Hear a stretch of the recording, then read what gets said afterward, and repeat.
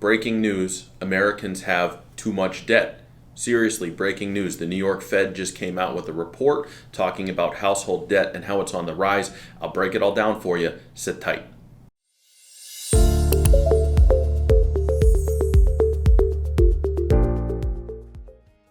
Hi, I'm Antonio Sabella with Vision Wealth Management. Welcome to the latest video. We're talking about household debt today and how that might impact you and your financial plan. So the New York Federal Reserve comes out with a report each quarter about the household debt of Americans. Mortgages, credit cards, auto loans, student loans, home equity. That's what makes up household debt here. So we're not talking about federal government debt. We're talking about the collective debt of Americans that they hold on their personal household balance sheets. So here's the scoop. We're at all-time highs. We've been at all-time highs for a little while now, but the pace has quickened, the amount that it's gone up. So U.S. household debt increased $351 billion in just the third quarter of 2022. Credit cards up 15% year over year. Total household debt up over 8% year over year. And again, we're already at all-time highs. We're up to $16.5 trillion. Now, the lion's share of that is mortgage debt. Around 71% of it is household mortgages. That being said, $16.5 trillion, a lot of money. And the fact that it's going up at a quicker pace recently shows us something. So let's talk about what that means. We know that the economy has started to slow down. Generally speaking, when that happens, especially as we've had prices come up and inflation come up so much this year, things have gotten more expensive. What does this report tell us?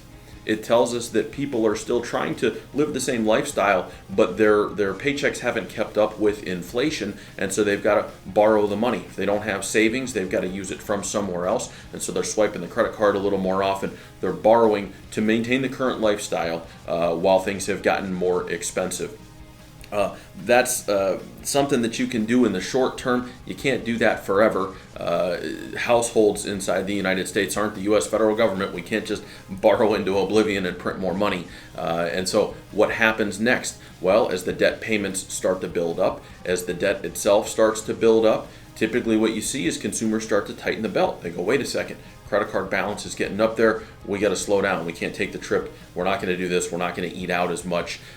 Remember from some other videos I've talked about, consumption makes up around 70% of the U.S. economy. We're a service-based economy, meaning people go out there and consume. When they spend money somewhere, that creates profits for that business. They pay their employees, etc., and the cycle moves on. Now, effectively, when the consumer starts to pull back, when they spend less, that's a sign that we're headed towards a recession. Right now, people appear to still be spending fairly well, but it's not money that they have. They're borrowing money to do it. So this would be sort of a canary in the coal mine of what could be a likely scenario where people run up those balances, they start to pull back. As they start to pull back, profits go down. As profits go down, there's the potential for those folks to be laid off who work at those companies where the profits are lower.